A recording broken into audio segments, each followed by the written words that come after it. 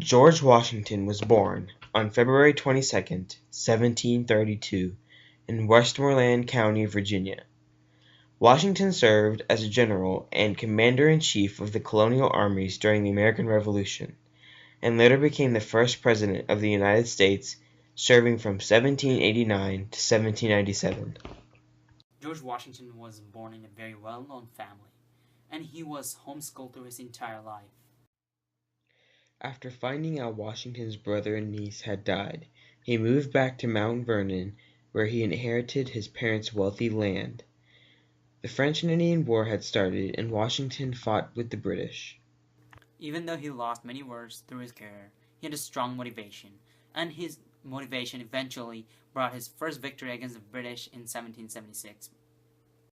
George Washington was sworn as the first president of the United States on April 30th, 1789, and he led the new nation with both courage and motivation. When he was choosing the people for his cabinet, he wanted Federalists and Anti-Federalists, so he brought in Jefferson and Hamilton. The Constitutional Convention took place during 1786 to 1787 in Philadelphia. Washington and other founding fathers met to fix the issues of strengths and weaknesses of Articles of Confederation. After the Constitutional Convention, the Constitution created one executive branch, one judicial branch, one legislative branch. It also described the power and limits of the Congress, and the President and the Court. It also created two houses, Senate, which had two representatives from each state, and House of Representatives, which is based on state population. It also taxed the states based on its population. It counted every enslaved person as 3/5 of a free person. And fellow citizens, the period for a new election of a citizen to administer the executive government of the United States being not far distant, and the time actually arrived when your thoughts must be employed in designating the person who is to be clothed with that important trust, it appears to me proper, especially as it may conduce to a more distinct expression of the public voice, that I should now apprise you of the resolution I have formed, to decline being considered among the number of those out of whom a choice is to be made. I beg you at the same time to do me the justice to be assured that this resolution has not been taken without a strict regard to all the considerations appertaining to the relation which binds a dutiful citizen to his country. Alexander Hamilton, the United States' first treasurer and George Washington's trusted advisor, had four ideas to consolidate debt. 1. Taxing the imported goods. 2. The taxing of luxury items such as whiskey. 3. The creation of a national bank. And 4. For the U.S. capital to be in Virginia or Maryland.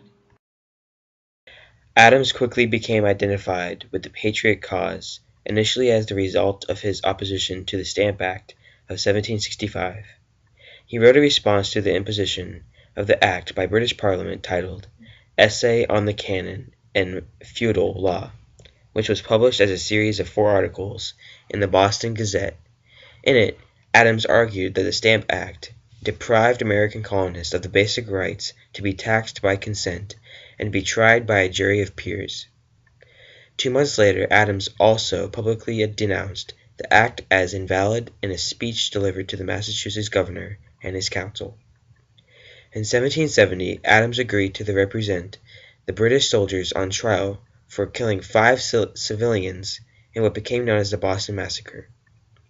He justified defending the soldiers on the grounds that the facts of the case were more important to him than the passionate inclinations of the people.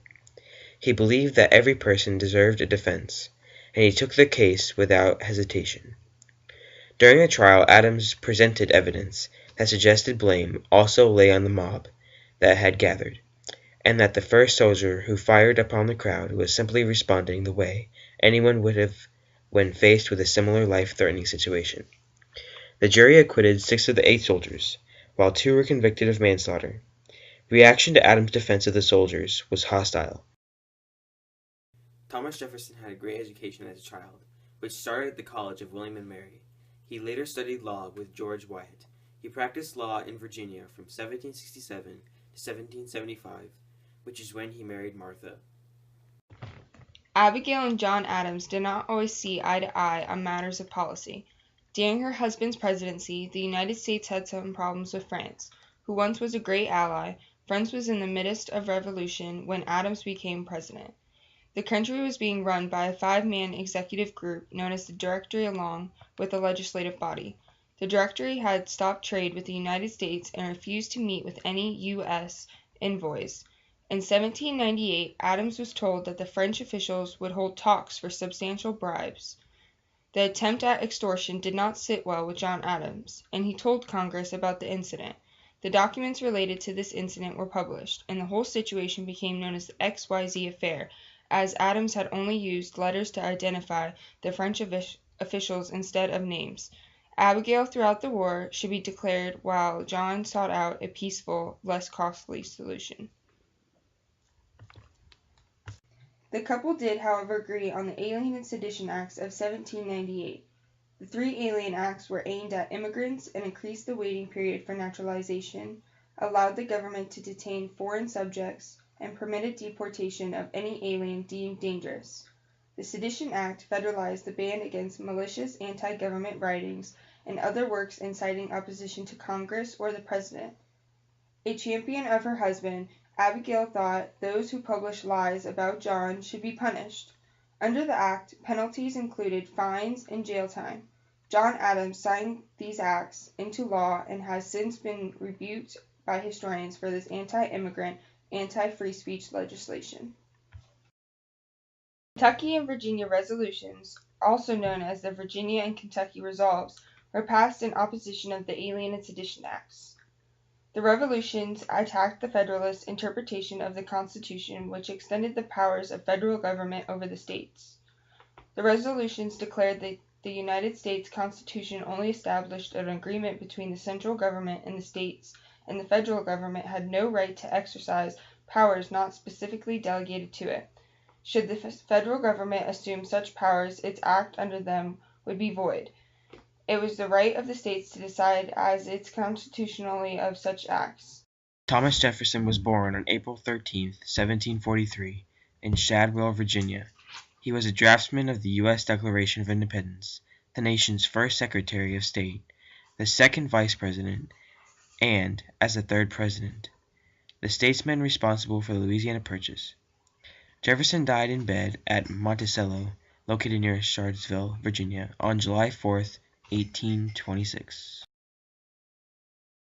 With the Louisiana Purchase in 1803, the United States purchased approximately 828 million square miles of territory from France, thereby doubling the size of the young republic. What was known as Louisiana Territory stretched from the Mississippi River in the east to the Rocky Mountains in the west, and from the Gulf of Mexico in the south to the Canadian border in the north. At the outset of the 19th century, Great Britain was locked in a long and bitter conflict with Napoleon Bonaparte's France. In an attempt to cut off supplies from reaching enemy, both sides attempted to block the United States from trading with the other. In 1807, Britain passed the Orders in Council, which required neutral countries to obtain a license from its authorities before trading with France or French colonies.